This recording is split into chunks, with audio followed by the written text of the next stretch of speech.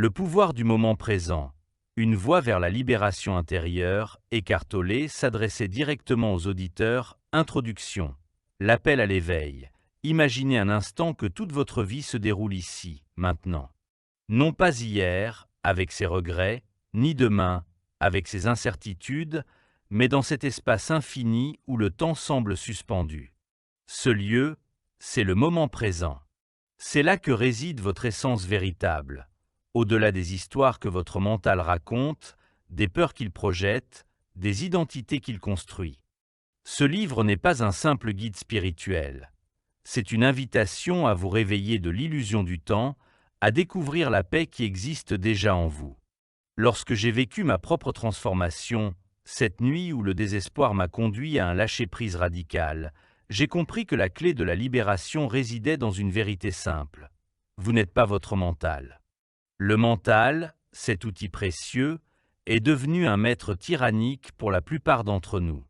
Il crée des problèmes là où il n'y en a pas, entretient des souffrances passées, invente des angoisses futures. Mais lorsque vous réalisez que vous êtes l'observateur de ces pensées, et non les pensées elles-mêmes, tout change. Brisez l'illusion du mental. Le mental aime se définir par le passé et le futur. Il étiquette, juge, compare, et surtout, il résiste à ce qui est. Cette résistance est la racine de toute souffrance. Prenons un exemple, vous êtes coincé dans un embouteillage. Le mental commence à protester, « je devrais être ailleurs ». Ce retard est insupportable. Cette réaction crée tension, frustration, colère. Mais que se passe-t-il si, au lieu de résister, vous acceptez pleinement cet instant?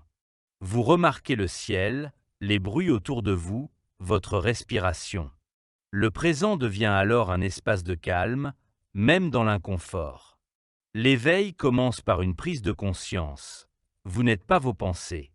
Lorsque vous observez votre mental sans vous y identifier, vous accédez à une dimension plus profonde. L'être. L'être est votre essence éternelle, libre des cycles de la naissance et de la mort. Il ne peut être saisi par la pensée, mais uniquement ressenti dans la présence totale à l'instant. La souffrance est le corps émotionnel. La souffrance émotionnelle naît lorsque le mental projette ses interprétations sur le présent. Une critique d'un proche devient une blessure. Un échec professionnel se transforme en preuve de votre indignité. Mais ces émotions ne sont que des réactions conditionnées, des résidus du passé que j'appelle le corps de souffrance. Ce corps est une énergie stagnante en vous, nourrie par les expériences non résolues.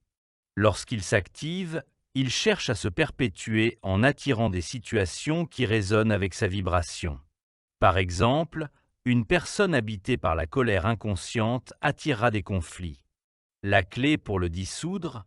L'observation sans jugement. En sentant l'émotion dans votre corps, la tension, la chaleur, le serrement, sans la qualifier de bonne ou mauvaise, vous lui retirez son pouvoir. Vous devenez le témoin, et le corps de souffrance perd son emprise. Le présent porte vers l'éternité. Le temps est une illusion. Le passé n'existe que sous forme de souvenir, le futur comme projection. Seul le présent est réel. Pourtant, combien de vies sont gaspillées à regretter hier ou à craindre demain? Prenons l'exemple d'un coucher de soleil. Lorsque vous le contemplez sans penser à le photographier ou à le décrire, vous fusionnez avec sa beauté. Le mental se tait et vous goûtez à l'éternité. C'est cela, la présence. Elle n'exige aucun effort, seulement une attention douce et continue à ce qui est. Les pièges du mental. Le mental utilise des stratégies subtiles pour fuir le présent. 1. La plainte. Se focaliser sur ce qui devrait être différent. 2. L'attente. Vivre pour un futur hypothétique où tout sera mieux. 3. L'identification au passé. Je suis ce qui m'est arrivé. Ces mécanismes créent un parasitage constant, un malaise sourd qui pollue votre énergie. TRE état intérieur. Si vous entretenez des conflits, c'est souvent votre propre corps de souffrance qui réagit à celui de l'autre. Imaginez une dispute avec un partenaire. Au lieu de blâmer, observez votre réaction émotionnelle. Reconnaissez-la comme une vieille blessure, non comme la vérité absolue. Une relation éclairée naît lorsque deux êtres interagissent à partir de la présence, non de l'ego. Cela ne signifie pas l'absence de désaccord, mais une capacité à traverser les tempêtes sans s'identifier au drame. La compassion authentique émerge lorsque vous voyez l'autre non comme un adversaire, mais comme une âme en apprentissage, tout comme vous. L'acceptation radicale. Accepter le présent ne signifie pas la passivité. Au contraire, c'est un acte de puissance. Lorsque vous dites « oui » à ce qui est, vous alignez votre énergie avec la réalité et des solutions créatives surgissent. Par exemple, si vous perdez votre emploi, la résistance génère panique et désespoir.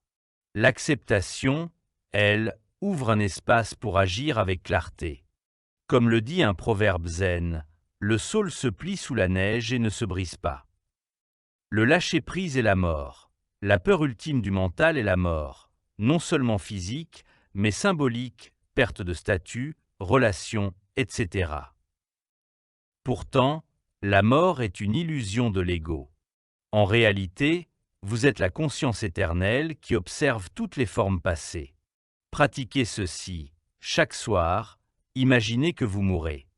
Laissez tomber toutes les identités, parents, professionnels, amis. Qui restez-vous?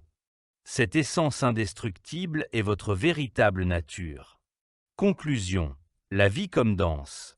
Vivre dans le présent n'est pas un but à atteindre, mais un chemin à embrasser.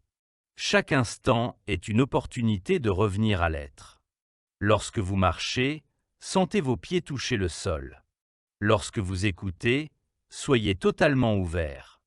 Même dans les défis, cherchez la grâce cachée, une leçon, une force nouvelle.